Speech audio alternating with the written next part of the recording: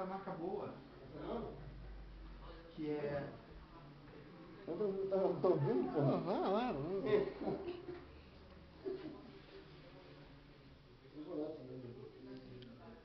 Fala, galera. Galera, 2 pessoas. Então... Jogou quanto na transmissão? Não transmiti hoje.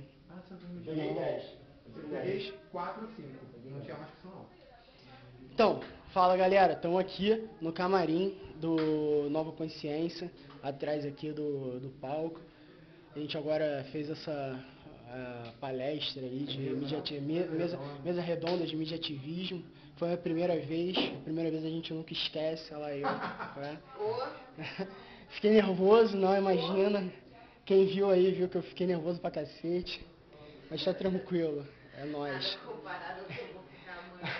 A gente vai transmitir ao vivo. Fala aí, fala um pouquinho que você vai dizer aí. Você jura? Mas já, assim, de pronto? Falar o quê? Enquanto eu vou ficar desesperada amanhã? Você vai falar sobre o que, Maristela? Eu vou estar na mesa de direitos humanos com o pessoal da Fonte da Verdade aqui, Luiz Peixoto, do Rio de Janeiro. A gente vai falar sobre liberdade de expressão e depois eu tenho uma mesa sobre a desumanização da política de segurança pública. Você viu como é que é ficar desesperado, né? Não, você não viu nada, porque você estava dividindo a mesa, tá, querido companheiro? Eu vou estar sozinha. Tadinha. Tá? Isso, tadinha. Mas eu vou estar torcendo por você e todo mundo vai estar te assistindo, tá? Todo mundo vai estar te assistindo. Amanhã tem às 2 horas Direitos Humanos, Ação Política e Exclusão. E aí depois às 8 a necessidade de humanização das políticas de segurança pública. Tá, Nessa beleza. sou eu. É isso aí. Então, a gente vai estar acompanhando aí. Babando minha máscara. Tira isso daí, rapaz. A minha é igualzinha. Ah, mas tem que deu. Mas ela tá cheia no negócio. Tá se preparando pra quê, Gabriel? O que foi? Maceta da Paz. Que é livro da porra. O que é? Tá se É preparando. paz e amor, tá? Paz e amor. Cartaz você troca o filtro. Não, troca filtro, não é descartável, menino. Assim, se você tem que usar para um ano e jogar fora mesmo. Não, você só troca o filtro. Performance de manifestação. A minha de manifestação é igualzinho a ela. Olha isso. Agora tá tendo o quê ali? Tona! Tá tendo qual palestra? Às vezes você quebrou isso daí. Não, calma aí. Para tudo. Alguma coisa aí. Tem aqui. É. Você tem que trocar isso aqui. É, eu sei, mas eu não... Libertação cultural, mídia e resistência artística. Arthur Pessoa, Ricardo Kelme e Ryan Mitch, do Fora do Eixo. Tá, então a gente Quem é o vai. Ryan Mitch? Ele tá lá na mesa, são os 3. Tá, então a gente vai acompanhar lá, vamos dar um chega lá pra gente ver o que tá rolando.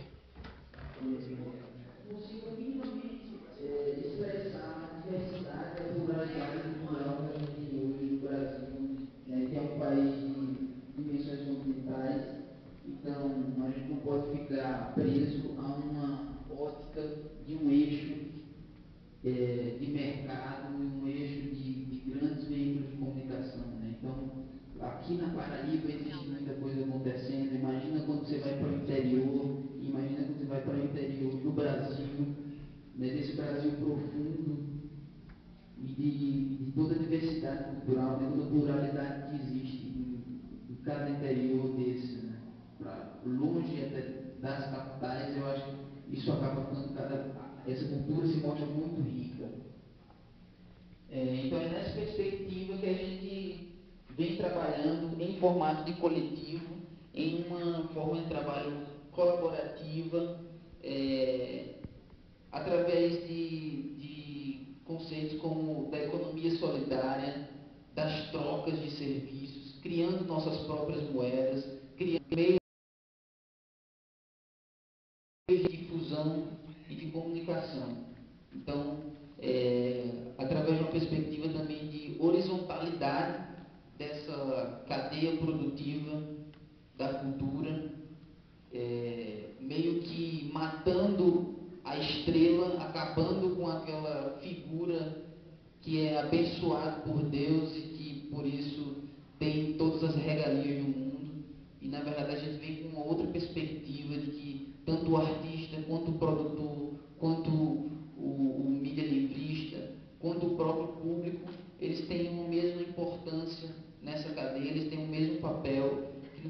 antes, a gente quer, na verdade, fazer que exista uma movimentação cultural, um cenário cultural fluido, que essa diversidade, né, se expresse através desse cenário. Então, nesse sentido que a gente tem que buscar outras alternativas ao que a gente tem hoje, e se propor ao erro também, né? Tudo isso é um grande laboratório, os coletivos são um grande laboratório, o circuito fora do eixo é um grande laboratório, as casas coletivas são um grande laboratório. Lá em João Pessoa a gente tem uma casa fora do eixo também, fica lá no Roge, na área do centro, é onde a gente costuma atuar mais, por acreditar que o centro histórico da nossa cidade conta muito da nossa cultura e da nossa história, e é um lugar que está marginalizado, que está entregue tanto pelo poder público, reforçado pelas velhas mídias, e isso acaba criando toda uma visão pejorativa por toda a população. E aí a gente está lá também com um movimento coletivo, também com um movimento colaborativo, juntando várias entidades, vários empreendimentos culturais e criativos que vêm nessa perspectiva diferente, não só uma coisa empresarial, comercial, mas realmente o objetivo principal de conseguir dar espaço e fazer se expressar essa diversidade cultural toda, dessa cultura independente que a gente chama, que é a cultura, que é a arte que está sendo feita e que não está nas grandes mídias e que não está ligada a grandes corporações, grandes grupos empresariais, a grande indústria fonográfica, que, como a gente já bem falou aqui, tem outros interesses do que fazer expressar essa cultura, né? Tem interesses do capital no lucro, e aí a gente acaba ficando alienado ao que a gente assiste na TV, o que a gente escuta na rádio, e o Brasil é muito mais do que isso, o Nordeste é muito mais do que isso, a Paraíba é muito mais do que isso.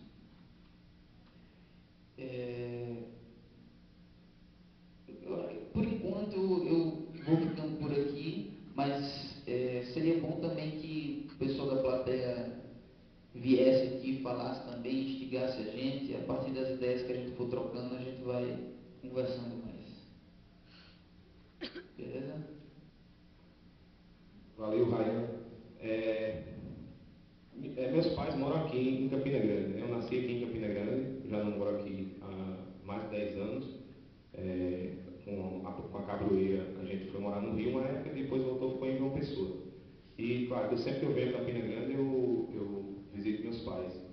E semana passada eu estava lá na sala, né? A televisão estava ligada na Globo, não sei que dia que era, mas tinha um programa lá na televisão à tarde que teve assim, se eu não estiver enganado, foi Anitta, aí depois aquele cara que canta Naldo, e depois para fechar o Lepo Lepo.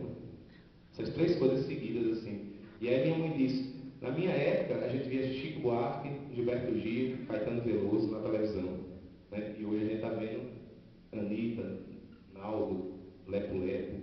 Então, aí ao mesmo tempo eu disse para ela, isso não é porque não existe essa produção como existia naquela época, como existia e continua existindo na música popular brasileira, grandes medalhões que desenvolveram sua carreira, que quando apareceram na televisão estavam também no início de construção da carreira, mas ao mesmo tempo existe mesmo como resistência a toda essa mídia, existe um universo paralelo grande, enorme, em abrangência, e eu posso dizer isso com toda tranquilidade, porque faz 15 anos que eu vivo nesse ambiente, esse ambiente de produção e circulação de música independente nacional. Então aquela frase que diz assim, o Brasil não conhece o Brasil, ela se aplica também muito para a música, porque essa produção ela não aparece na mídia oficial, mas ela existe, ela é muito maior do que as poucas bandas que fazem parte dos castings das gravadoras, né? E essa produção toda, ela existe, ela consegue criar condições de subsistência do seu trabalho, de circular independente e até circular com seu disco por todo o Brasil. E não só no Brasil, no mundo. E essa produção independente, que eu com o meu trabalho com a Cabroeira, com o nosso trabalho, a gente se encaixa, se enquadra também, eu fui absorvendo esse ambiente na medida que a gente foi viajando e tendo contato com toda essa produção, porque não adianta só a internet se você também não vai atrás daquela informação que você está querendo, né? É muita coisa no mesmo lugar. E queira ou não queira ainda, via de regra, o que forma a cabeça, o que faz a cabeça das pessoas, da maioria das pessoas, é a produção que a gente tem através da mídia oficial, né? Principalmente da Rede Globo. Então, assim, tem coisas que realmente não abrem espaço para essa produção, como se ela não existisse, mas ao mesmo tempo essa resistência, ela fortaleceu esse ambiente independente e as bandas conseguem circular, conseguem criar público. Hoje você tem festivais no Brasil todo. Há 15 anos atrás, 10, 15 anos atrás, era impossível você pensar numa banda independente, uma banda que nascesse no interior, de qualquer cidade, e que ela, em pouco tempo, 6 meses ou um ano, ela já conseguisse circular praticamente pelo Brasil todo. Né? Antes a gente não conseguia, uma banda independente não conseguia nem sair da sua rua, né? Da sua cidade, no máximo, e ficar naquele ambiente. E hoje você já consegue ter todo um circuito independente no Brasil todo e até para fora do Brasil. O Festival Grito Rock, que é uma das ações desse ambiente aí colaborativo, é o maior festival do mundo. São quantos países? 40 países envolvidos. E lá não tem ninguém do grande medalhão, nem o grande artista, não. São todos artistas independentes. Então, nessa vivência com a banda, eu também chegou um momento que eu me senti, não na obrigação, mas na condição de poder também estar contribuindo para a difusão desses artistas, especialmente os artistas do meu estado, os artistas da Paraíba. Então, eu realizei 2 projetos, um foi em 2006, entre 2006 e 2007, que se chamou Sounds from Paraíba, Brasil Modern Samba. Né? Brasil mais que samba, Sons da Paraíba. E foi uma coletânea com 20 artistas independentes aqui da Paraíba, que foi produzida, e com ela a gente participou de feiras internacionais para divulgar essa produção independente paraibana. E quando foi agora, já recentemente, ano passado, a partir da iniciativa da Fundação Espaço Cultural da Paraíba, que é a FUNESC, a gente realizou um edital e fez um outro disco, que é esse daqui, que chama-se Music from Paraíba. Os 2 são em inglês porque eles são projetos com esse objetivo principal de criar essa plataforma de exportação da música paraibana. Então, ele é um projeto para divulgar a música paraibana no mundo, e não tem outro jeito. Esse próprio processo para fora acaba tendo uma contrapartida muito forte dentro também, movimentando a cena, os artistas, a autoestima dos artistas. E esse CD, Music from Paraíba, ele também, assim como o outro, participou de feiras internacionais para divulgação. São outros 20 artistas. E mês que vem vamos lançar um outro edital para selecionar 50 artistas da Paraíba. Vão ser 5 discos, que também vai ser usado como plataforma de exportação da música paraibana, cartão de visita dessa produção que está fora dessa mídia oficial. E além desses projetos, procurando difundir e se fazer mais conhecida a música paraibana em outros lugares, eu também passei a escrever uma coluna no jornal, semanalmente, há quase 4 anos, e um programa, a coluna do jornal A União, chama Mídias em Destaque, e do mesmo jeito é um espaço que eu procuro colocar os artistas independentes, difundir a produção, e fazer resenhas de discos de artistas que estão chegando e outros que já têm uma história construída. Só que depois desses 15 anos com a Cabroeira, né, aí eu vi que realmente não ia dar, não estava dando para viver com dinheiro só da Cabroeira, aí eu tive que virar garoto de programa. Então, eu virei garoto de programa. Não, Cris, não faça essa cara, você entendeu mal. Garoto de programa, faço um programa na Rádio Tabajara, na João Pessoa. Não é? Isso aí, Luiz. Deixa de ser um garoto de programa. Você acabou de decepcionar muita gente. Meu telefone já estava tocando aqui. Quem é 51? Não, você acabou de decepcionar dizendo que era programa de rádio. Ah, entendi. Mas ela deu rádio e ninguém disse nada. E, então o programa é na Rádio Tabajara, toda quinta-feira, também já faz quase 4 anos que eu estou fazendo lá, toda quinta-feira de 10 à meia-noite. E lá também é esse espaço, essa vitrine para produção, para divulgação dos artistas independentes, não só da Paraíba, mas do Brasil todo. Então a gente está sempre levando as bandas para fazerem entrevistas e lançarem discos. E é um espaço que eu acredito precioso. Qualquer espaço numa mídia oficial utilizada para difundir toda essa produção que fica à margem ou que fica estigmatizada muitas vezes, é importante. A rádio é um dos maiores gargalos que a gente tem, apesar que tem gente que diz, não, a rádio já é televisão e tal. Não, a rádio é formadora mesmo de uma cultura no Brasil, é muito forte ainda a rádio, e eu acredito que o espaço para uma divulgação dos artistas independentes nessas concessões públicas é praticamente inexistente. Né? O que a gente tem é um trabalho consciente de, poderia dizer até de alienação e idiotização da cultura nacional, porque as rádios elas determinam o que é bom e o que é ruim. Então, chega lá no final de semana, elas dizem as 10 mais Ivete Sangalo, segunda sei lá, vai dizendo as 10.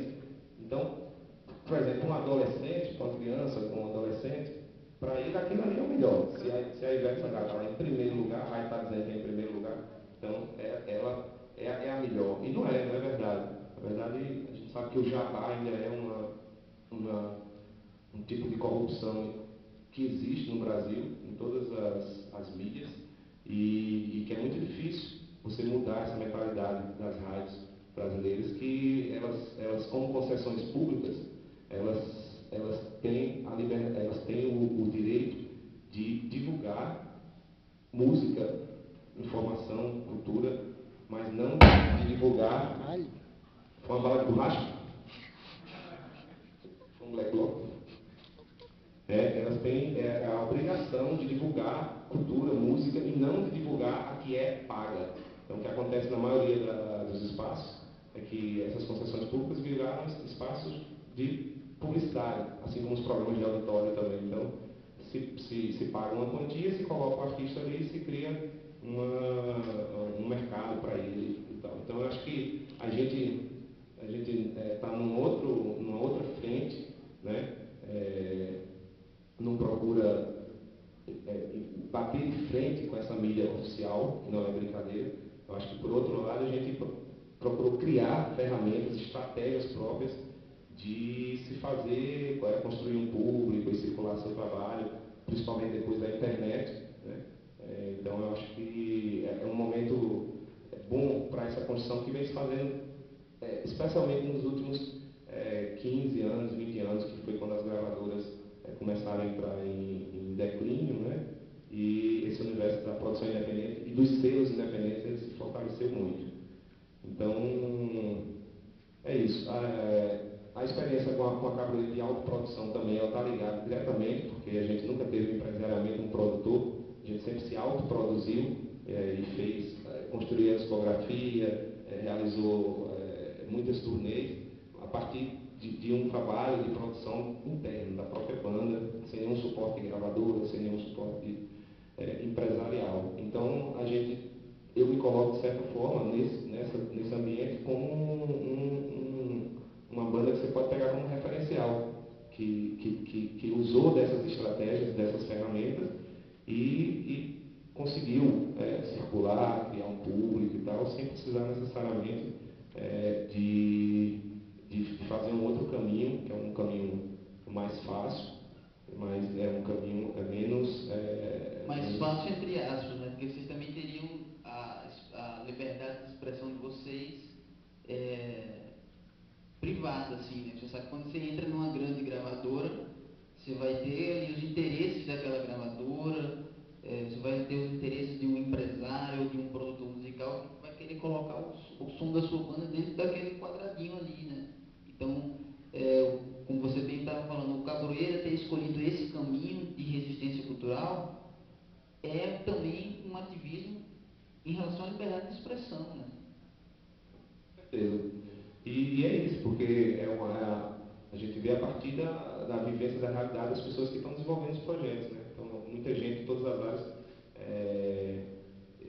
passaram a ver que é possível, né? Que mesmo hoje em dia fora do eixo Rio-São Paulo, você consegue desenvolver um trabalho de qualidade, artisticamente, um evento, um festival, uma feira de economia criativa, qualquer evento que some nesse processo, sem precisar estar no eixo Rio-São Paulo, né? Está muito mais democrático nesse sentido de você poder desenvolver o seu trabalho, fazer seu festival de cinema no menor interior que existe, né? E aí tem os editais, tem uma série de ferramentas também que vêm contribuindo nessa última década para fortalecer esse ambiente, que é o MEC.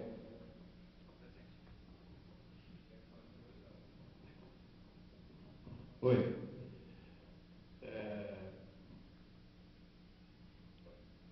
Tentando fazer um link com o que os meus colegas disseram, eu vou dividir a minha fala aqui rapidamente, para a gente poder ir para a caminhada, né? Em duas partes. Uma contando um caso pessoal, lá em São Paulo, e a outra falando sobre uma coisa mais genérica, que eu acho que interessa a todo mundo que está aqui.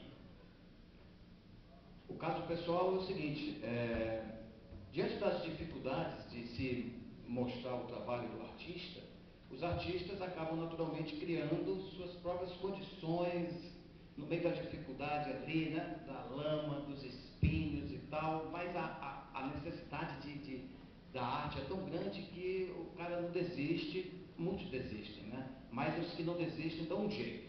Então lá em São Paulo tem acontecido uma coisa interessante.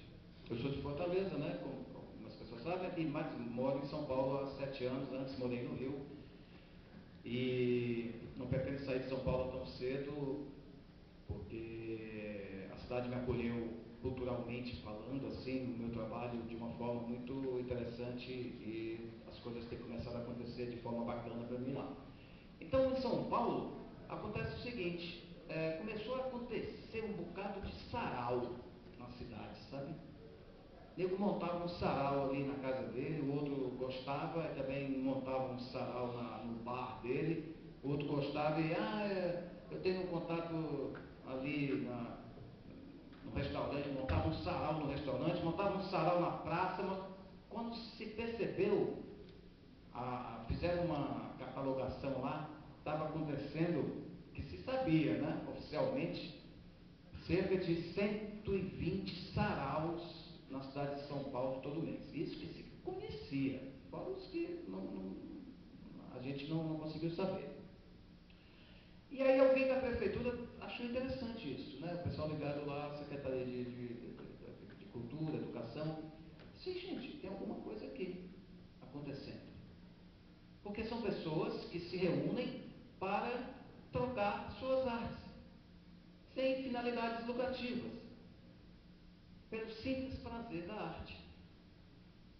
Só que alguns, né, começaram a se aperfeiçoar mais, tal, como sempre acontece, uns vão desistindo pelo caminho e tal, vão ficando os mais resistentes, os mais qualificados e tal. E o que começou como uma coisa margeada, né, alternativa, né, fora do eixo, né, esquecida ali pelos poderes públicos, começou a chamar a atenção dos próprios poderes públicos. E aí, alguns desses saraus começaram a ser contratados pelas secretarias de cultura, pelos SESCs, para levar aquele grupo de pessoas que todo mês se reúne no botequinho ali, ou no bar, ou não sei onde, apresentar aquilo lá, num espaço melhor, mais organizado e tal, com cachê. Olha que interessante, né? O mundo oficial reconhecendo o mundo alternativo. São Paulo continua, os saraus continuam se proliferando e achei que já estava na hora de eu montar o meu próprio em São Paulo. E aí esse mês, em fevereiro, estreamos lá com eu tinha que ser da esculhambação, né? O meu sarau é o Bordel Poesia. Quem me conhece sabe que tem tudo a ver, né? Então virei dono de bordel. Você virou garoto de programa, eu virei dono de bordel. O meu sarau especificamente vale qualquer tema, mas como a gente vai no barzinho e o ambiente é cabaretizado, com luz vermelha, aquelas mangueirinhas de LED piscantes, sabe? Tudo assim, as cortininhas de babado, palquinho assim, todo as luzinhas e tal. A ênfase é em paixão, desejo e erotismo, mas vale qualquer tema. Se você quiser falar das saudades da sua vovó, tudo bem, não tem problema, pode falar, mas a ênfase é nisso. Então nós temos várias artes acontecendo ali, literatura, música, burlesco, dança, né? Burlesco, para quem não sabe, burlesco, resumindo bem, é a arte do striptease. Aquilo que vocês fazem para o namorado de vocês, né? Pois é, aquilo ali artisticamente tem nome, chama-se burlesco. Só que é feito de um jeito teatral, artístico, engraçado, às vezes até meio ingênuo, meio infantil. Então a gente abre espaço também para o burlesco, que está crescendo muito em São Paulo. Enfim, todas as artes representadas. Tem um telão, se você tem fotos nesses temas, mais ou menos, nós também exibimos, fazemos uma exposição das suas fotos no telão, lá em cima do palco, no bar. E espero que com isso está contribuindo também para ser mais uma via de exposição, né, das artes que nós fazemos entre nós todo o tempo, né? Bom, esse é um caso especial de como a arte dita alternativa pode ser reconhecida pelo mundo oficial e ter uma convivência sadia com ele sem perder a sua essência. Porque nesse caminho, às vezes, a gente desvirtua e perde a essência. Isso é comum no mundo artístico. Mas é possível você manter a sua essência e dialogar com os poderes constituídos, né? Agora, o lance mais genérico que eu queria falar, mais geral, é o seguinte. No mundo do mercado, isso é um deus, né? O mercado é um deus. Não sei se vocês já perceberam, é como se fosse uma religião. Você segue aquela religião e nem está percebendo que está seguindo. O Deus mercado. Não existe só o Deus cristão, Jesus Cristo, o Buda, Buda nem Deus, né? Os deuses das religiões oficiais. Existem outros deuses também. O Deus dinheiro é um Deus poderosíssimo. E o Deus mercado é outro Deus também. Então, nessa religião do mercado, tudo vira produto. Não tem como escapar. O Deus mercado enxerga tudo como produto. Inclusive as pessoas. Essas é que são produto. Então, quando você vai numa loja comprar um sapato, você tem a escolha de ir naquela loja ali, porque tem os modelos que você gosta, naquela outra ali o preço já é melhor, mas naquela outra fica perto da sua casa, então pode ser uma boa opção, mas na outra você pode pagar 3 vezes, enfim, você tem escolhas. Ou pelo menos deveria ter sempre. Não é? Quando você não tem, você é obrigado a comprar num só lugar, ou consumir num só lugar, com perdão da palavra, você está fudido. Porque você não vai ter opção, vai ter que comprar ali, vai ter que consumir ali. É o que acontece quando o mercado se concentra nas mãos de poucas empresas, poucas lojas, né? Pois bem, não é só sapato, ou disco, ou livro, ou operadora, ou celular que é produto, não. Informação também é produto. Parece que não é, mas é. Conhecimento, informação, isso também é produto, gente.